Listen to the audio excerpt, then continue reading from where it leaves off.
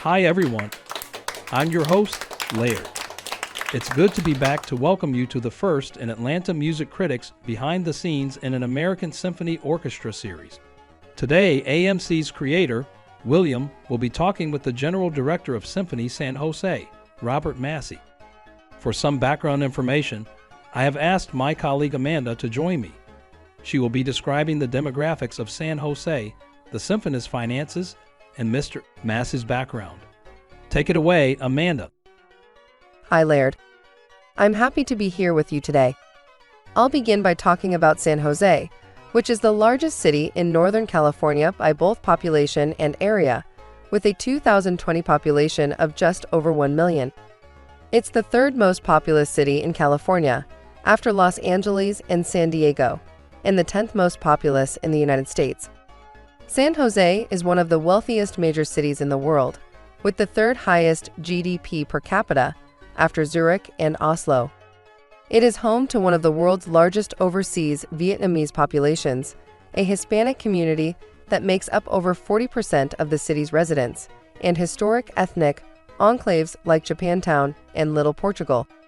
San Jose has become the global center for the high-tech and internet industries, making it California's fastest-growing economy. Now onto the symphony itself. Symphony San Jose is led by guest conductors similar to the European model, and it is an anchor tenant of San Jose's restored downtown California theater. Unlike most American orchestras, there is no music director. Symphony San Jose has about 74 musicians plus regular substitutes. The symphony subscription season includes 7 programs with sets of 2 or 3 concerts each, and other programs, such as holiday productions, and video and movie soundtrack performances. It also provides substantial education and outreach programs in the community. Now about its financing. From the Symphony's 2020 Form 990 disclosures, Symphony San Jose's total revenue was about $1.9 million, with $1.8 million coming from contributions and grants. 2020 program services revenue, which is mostly tickets, was nearly non-existent due to pandemic-related closures. In contrast, for 2019, its program services revenue was about $1 million. In 2020, its total expenses were about $1 million. In comparison, 2019 total expenses were about $2.86 million, the difference reflecting again the effect of COVID-19 related shutdowns in 2020. The Symphony's General Director is Robert Massey, who has a 25-year career in arts administration. He has served as Chief Executive of the Jacksonville Symphony, Opera Festival of Chicago, Louisville Orchestra, Orchestra Iowa, and the Washington Bach Consort. He has commissioned many new works and productions, as well as having overseen 2 performing arts construction projects. He has also led major fundraising campaigns. This is Amanda. Now back to you, Laird. Thanks, Amanda. Just a reminder, remember to like, subscribe, and turn on notifications. Please become a patron at www.patreon.com/Atlanta Music Critic. Join me now in welcoming William and Robert Massey. How are you? I'm well, thank you. Good to finally get a chance to connect. Yeah, thank you. I'm trying to do a series of interviews about symphony orchestra management. We always, of course, hear a lot about the players and we know a lot about musicians, but sometimes I don't think people really understand what it takes to make a symphony orchestra operate. Through our mutual friend, Andres Cardenas, he suggested I talk with you because you're a person of vast experience and you've taken on a new leadership role in San Jose. Who better to talk with than you? Well, I really appreciate it. And so thank you for thinking of me.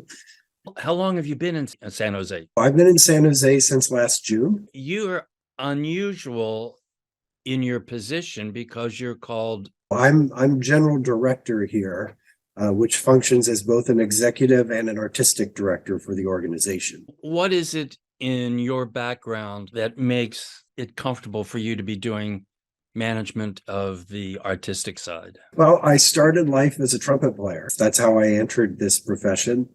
I won my first position when I was a teenager with my hometown orchestra, the Memphis Symphony. And so I began playing with them. And in fact, I stayed in Memphis for several years because of the symphony work. Eventually, I wanted to take my studies seriously, and I transferred to Boston to go to the New England Conservatory. And so I've got my degrees from the New England Conservatory and the Paris Conservatory in trumpet. And I played a lot in Boston, including with the Boston Symphony and the Boston Pops, run my own chamber music series in Paris. And in Boston, when I wasn't playing the trumpet, I started taking jobs for the Boston Symphony, doing almost anything that they would let me do. So operations work, stagehand work, development work. I did data entry for all the donors. So really for about 10 years of my early career, I had one foot in the artistic side as a performer, and then one foot on the administrative side as I was starting to learn all of the different divisions of what went on in a symphony orchestra. Eventually, I kind of put the trumpets down and focused on the administrative path. I've always realized the close connection between the artistic product and the community that we're serving. In most of the orchestras, that even when I was CEO, very involved in the process of kind of the artistic planning, the relationships with the musicians and the creators. And have often thought that the bifurcated leadership model that many symphony orchestras have does present some challenges.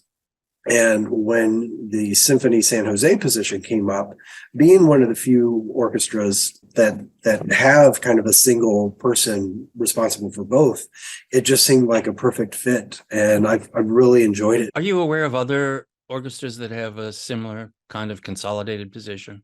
They're more kind of prevalent in Europe, where you may have kind of a principal conductor, but really there's kind of one leader of the organization who has that ultimate responsibility.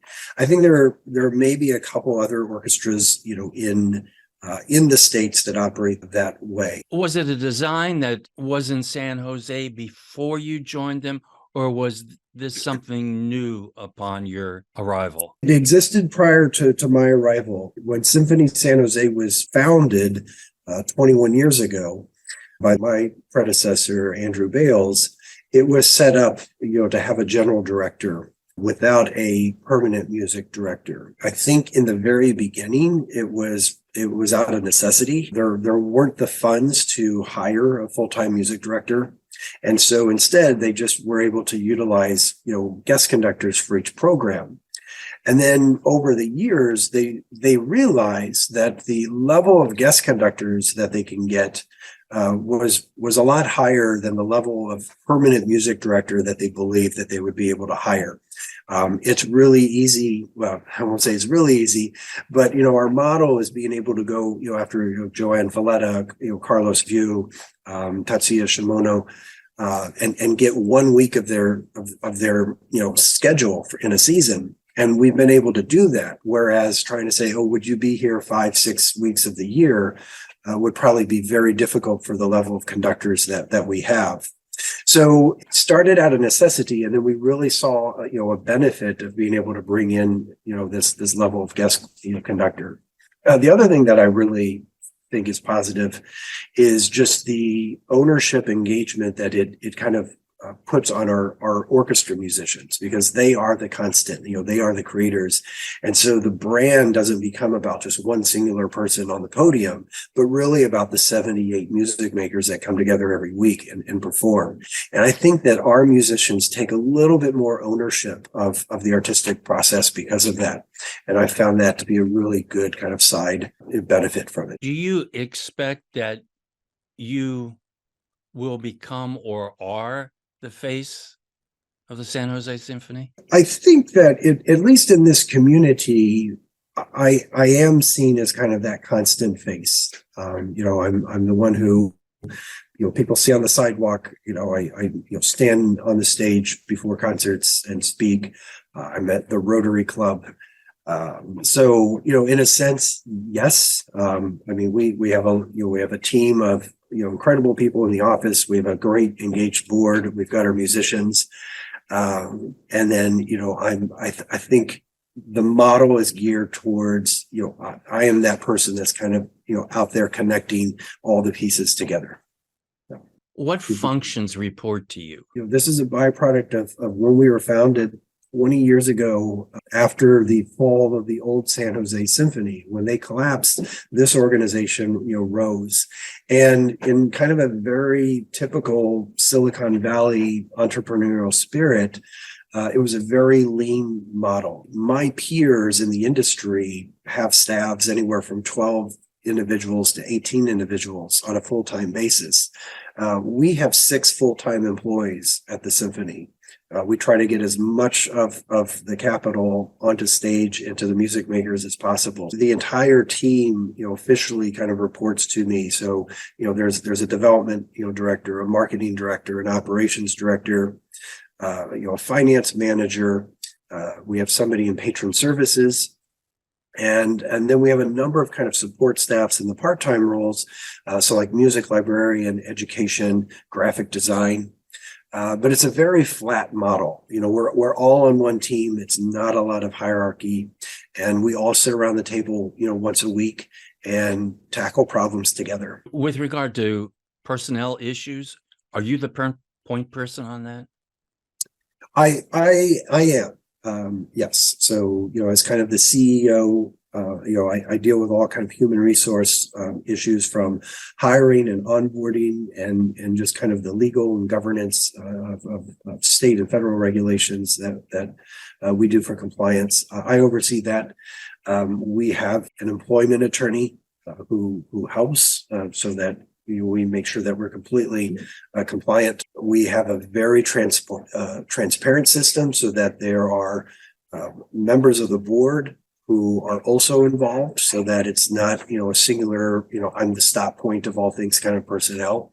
And then, from our finance manager, there's some support on, kind of HR and benefits, as far as the nuts and bolts facilitation of that. Of course, you're a nonprofit organization.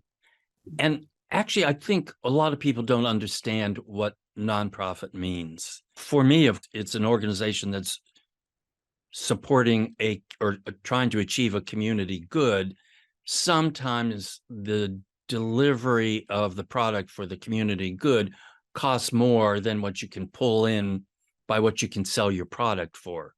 Mm-hmm. And so you make that up with donations and contributions, but never to the extent that you make money on top of that. All of your income is to serve the strategic plan, the goals and vision, and so on. Is that pretty much how you would see it? Yeah, I think one of the things that I always like to remind people is that even though we're nonprofit, we are a business, we're a corporation. We have the same kind of regulations and guidelines and protocols that almost any other company has to operate under. The big difference in being kind of a nonprofit organization is we don't have shareholders. We don't exist to benefit a select group of people. Rather, we are here to serve the community, and to serve the public. And by receiving public support, we view our operations through that lens, just as those who kind of analyze the work that we're doing, will kind of assess us, through that same lens. And so, yes, if we were to charge, face value of the cost of our product, it would be a $300 ticket and nobody would buy it. And so, yes, we rely on the subsidy of contributions from individuals, and foundations, and corporations, and the public sector to support the good of what it takes to operate a symphony orchestra in the community. Now, I've read, I think it's from the League of American Orchestras, that roughly 40% of an orchestra's income comes from tickets, and the rest comes from other kind of support. I guess the important thing isn't whether it's 40% or 39% or whatever. It certainly isn't the majority of the income. I assume that what the ideal system would be is there would be a strategic plan in place, probably an annual operating plan, and out of that derives a budget. And out of that, you develop goals and objectives for fundraising to supplement ticket income. Is that an accurate description of what you guys go through, or is your system different?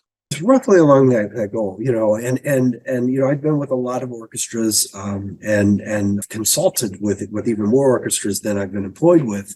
I think, we always start with kind of vision of, why are we here? How do we serve this community? What is those very broad paths of how we want to operate? And within that, you're right, we can start determining strategy of really purposeful, this is how we're going to invest our resources, whether it's just, financial resources or personnel resources, artistic resources, how are we going to serve the community to fulfill this vision that we, and this is, kind of the strategic planning that, you work with, the board of directors, every, 3 to 5 years, you kind of, really revisit, this broader, cone. And then with that strategy, you kind of, start aligning tactics. You mentioned kind of the operating plan. The most notable is, an annual operating budget, just to say, okay, this is how we're allocating the resources that we're going to generate, and making sure that, that tactical level fits in with your strategic goals, that fits in with your broader vision for how you serve, the community that you operate in. If you think, that education is really, you say education is really vital, is it showing up in your annual operating budget? If you say that professional development is a key value, is that showing up in your annual operating budget? Diversity, equity, inclusion, and access. Are you actually putting your resources where, you say that these are your values? And so, they all tie together: tactics, strategy, vision. And I assume that then the goal of the development staff as well as marketing would be to find income to meet the operating budget above and beyond what you're selling your product for to the public. From our standpoint, our marketing goal is to really enhance and develop our brand. That really shows how we're relevant in the community, that has a direct tie into growing our audience, the people who are coming to the events, our performances, our educational programs, getting that activity. And so that's very front facing about, how are we connecting with the broader community? And then our development department really deepens that relationship and nurtures, the engagement activities that build those ties, whether it's from an individual basis or an institutional basis, that directly transcends into philanthropic contributed, revenue. And that is the revenue, as you say, that then subsidizes what we're not earning through ticket sales and other contract services. And when everything works well, you meet your operating goal through that combination of revenue, sources. Do you have donors who will commit to multi-year underwriting, or is it generally always year to year, or is it a little bit of everything? It's a little mixed, depending on the donor, depending on the organization and the project that's happening right now. So we build deep relationships with donors. There's never finite, this relationship is over now. It's building that. And whether that's, an annual gift where, here's my annual donation, I'm going to send it in either at the end of the year or with my subscription, or, it's working with a donor so that, if there's a special project or focus that they're interested in, so yes, we may do a commission every 3 years. And I know I've got a donor who really wants to have a bigger splash every time there's a commission. And so that may be, a conversation that we have around that individual. Working with donors on kind of planned gifts, how do they want to leave their legacy with the institution? So we have those conversations as well. And then every now and then we have a donor who's like, I'm count on me for 5 years, and this is what I'm going to do. So it really depends on how that individual wants to be involved, with the organization. There's certainly no shortage of need. And, being in the arts, we get really creative with finding the opportunity. Would you say that your contributions are mostly from individuals in terms of percentage of the bulk of donations? Is it mostly individuals, or Is it corporations, for example? Yeah, no, it's clearly individuals. And I think a national average, it's about 88% of contributions come from individuals versus, corporate and foundations. Here at this organization, it's even higher than that. We probably get about 95% of our income in from individual gifts. The outlier is local government funding, which through the Cultural Affairs Department of the City of San Jose, we get a general operating grant that's sizable. There's a couple of corporations and foundations that support us, but everything else is individual. I will say it's a little unique here. I've been in organizations where it still has been about 85% individuals, but there's been a little bit more of a substantive corporate support, especially you think of like corporate sponsorships. It may just be something in this community that we haven't developed yet. So that's an area that we're going to be exploring over the next, 12 months.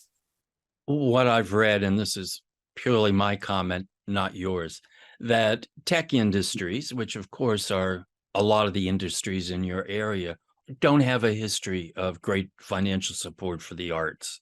I don't know if that's true or not. You don't have to agree with it or not, but that's at least what I've read. So it might make the challenge even greater if indeed that's the case. We see a couple of things, and you're right. So we're here in the heart of Silicon Valley. A lot of the companies that are around us, I mean, we're talking, these are global companies. And so whether, it's Facebook or Meta or Adobe or Google, when they're looking at from a philanthropic standpoint, it's often on a global scale. So it's not necessarily looking to the backyard to say, what needs to happen here, but because of the influence and power and resources, it's just a bigger conversation. So that's part of it why, while, there's not that direct tie-in. It's also just a little bit of kind of that innovative entrepreneurial startup mentality where tech companies, where we do see a lot of support is through matching grant programs. And that's actually something not just restricted to kind of tech companies, but overall corporate philanthropy is really shifting. Whereas before it used to be an individual or kind of an advisory, department. A lot of those decisions are now being funneled down to the employees about where do you want your dollars to go? And so it's shifted a little bit of the landscape of corporate philanthropy. So we see, when we do see corporate giving, we're seeing it mostly through supporting matching grants that their employees are giving. Do you have, either in this position or ones that you've had previously, experience with donor fatigue? I was very fortunate coming up because, as I said, when I started at the Boston Symphony, I was in the development office. And so I feel like I've always been around some really just great, development directors and officers that have kind of, I've learned from them, kind of best practices and trying to avoid that, whether it's looking at the cycle or just really engaging, and making sure that there's that why behind the gift. Most of my donors, we're not having conversations on fatigue. We're really having conversations on how they want to contribute to the community through, our organization and the work that we're doing. I have seen other organizations and ones that I've consulted with where, yes, you do see donor fatigue. You see donors who feel like they're carrying all the weight and that nobody's joining them at the table. And, I think it's a conversation that I've seen come up more and more over the last 5 years, as you're looking at the biggest kind of transfer of generational wealth. And, younger generations just have different philosophies around how to give than previous generations. And so in a way, it's similar to donor fatigue, but much more on kind of like a familiar level. Of course, one of the things that's happening all over the U.S. is a shift in demographics, that many of the folks who've been long-term supporters of the symphony may be aging out of that support because their own financial situations have changed, or some of the newer folks may not have the cultural inheritance that supports attendance at a symphony orchestra. Is that something you experience or have seen either in San Jose or other places? Yes, I see it everywhere, and it's it's a conversation that I've been having for more than a decade. Where for a symphony orchestra, you could be 45, 50 years old and be young compared to a symphony orchestra audience. And a lot of as we get into these kind of late boomers, for them, going to a symphony orchestra concert may not be what they perceive to be as their entertainment. They want to go to a rock concert. It is something that we see as those traditional core symphony subscribers. Every year, we have that attrition to where, they move away, they get too ill and they can no longer come. A spouse, passes away and they don't want to go by themselves.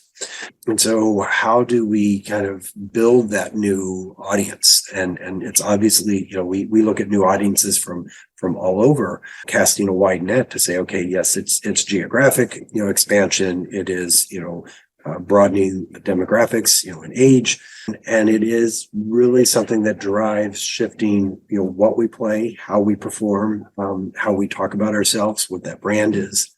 And I think every orchestra is kind of going through that because subscription audiences across the board are diminishing each year. And we have to find ways to replace and rebuild that. Have you, even in San Jose, identified a shift in programming that you think is essential in order to attract, not to attract a different audience, but to expand your audience? This is my first season.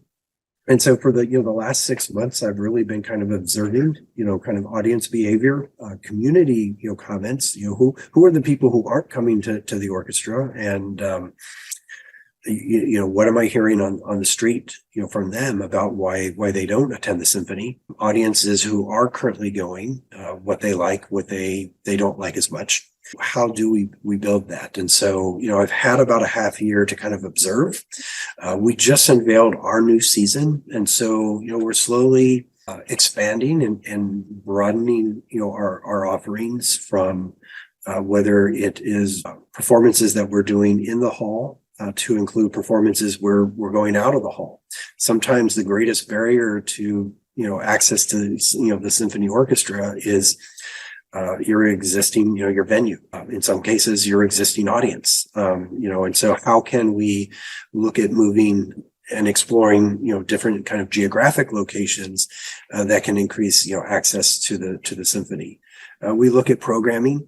And then we try to balance, because the same thing, programming that may attract a new, let's say, newer, younger audience, may be programming that causes anxiety with your existing older audience.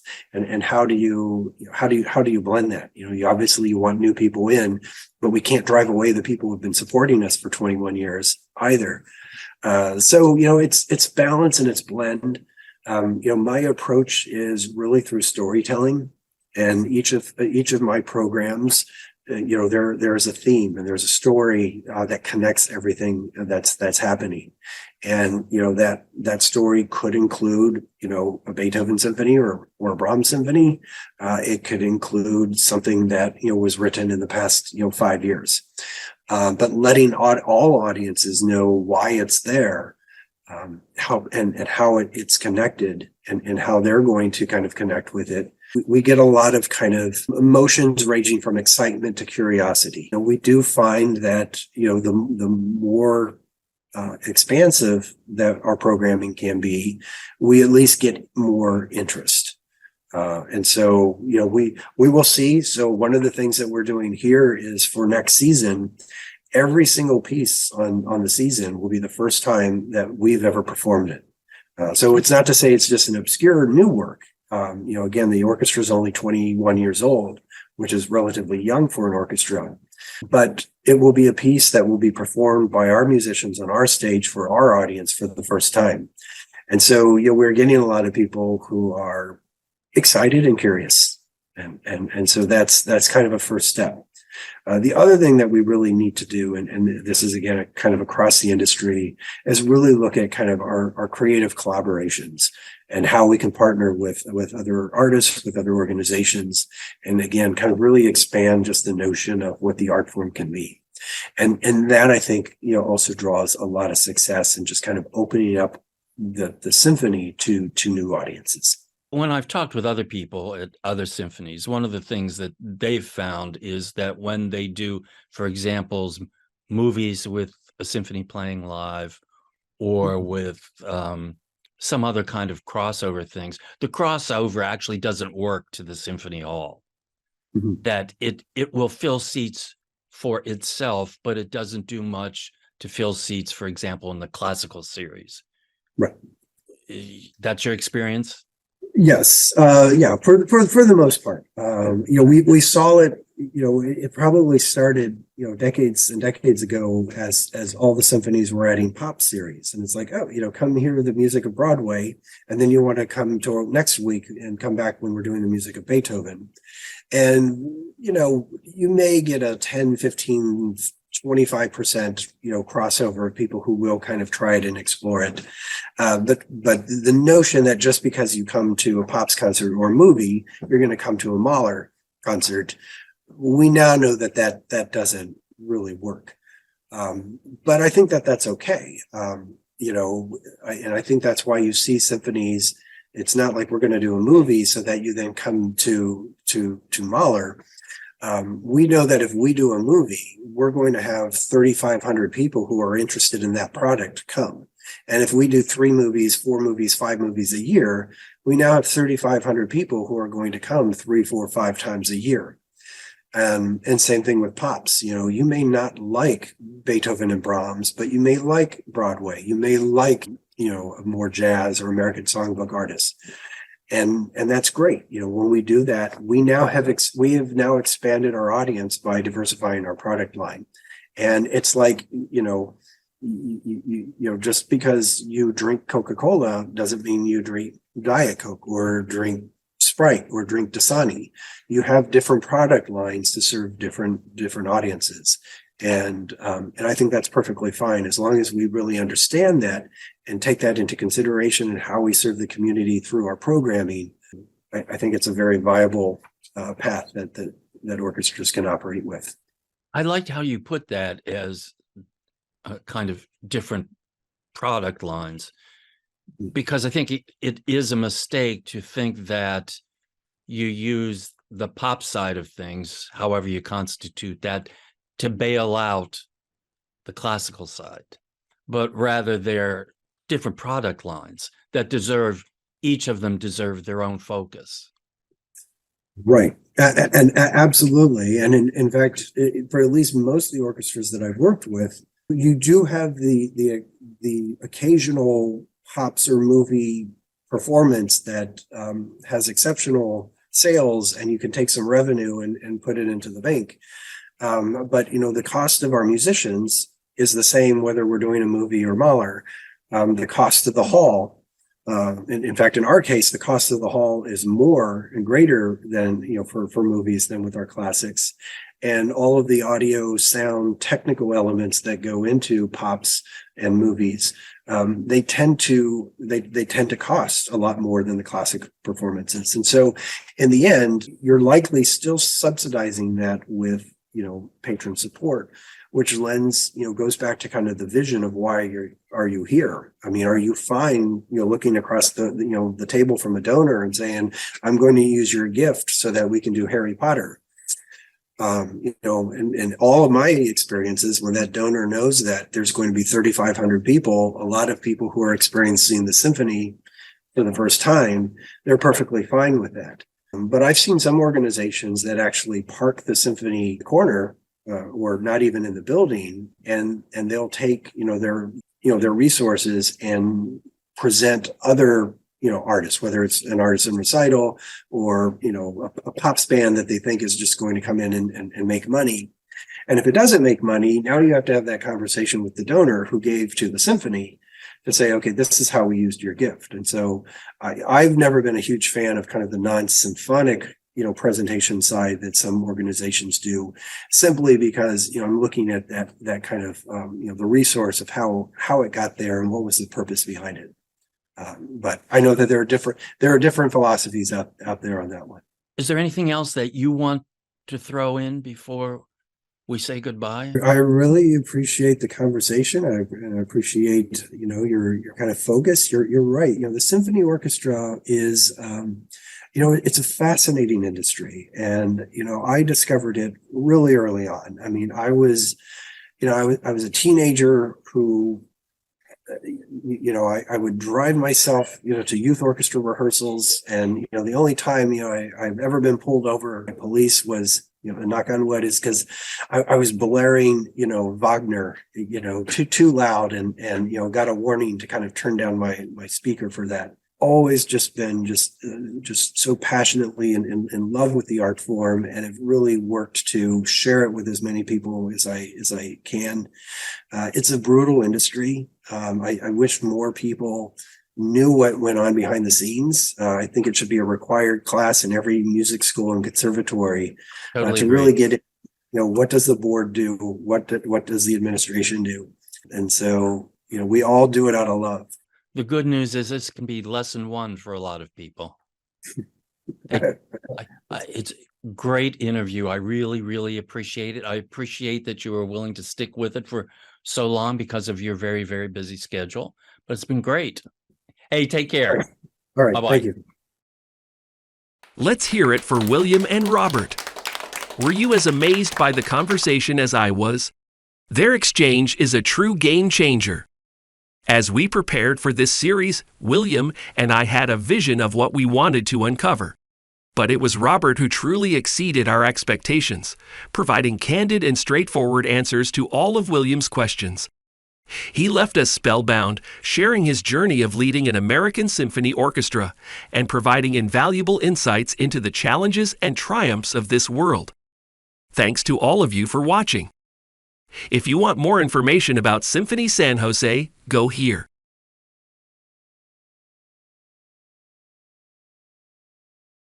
If you want to learn more about Mr. Massey, go here.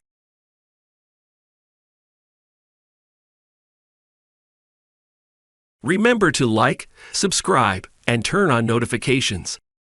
Join the Atlanta Music Critic community as a valued patron today by signing up at www.patreon.com/Atlanta Music Critic. You'll not only gain access to exclusive content and rewards, but you'll also be contributing to the growth and improvement of our channel. Your support allows us to continue producing high-quality music reviews and interviews that you love while helping us expand our reach and impact. Don't wait, become a patron today and be a part of something great. This conversation was recorded via Zoom on March 30, 2023, and it was edited in Vegas 365. Thanks to patron Andres Cardenas for facilitating the interview. If there's someone you'd like to see interviewed, put your suggestion in the comments section below. This is your host, Laird. See you next time for another fascinating conversation at www.atlantamusiccritic.com.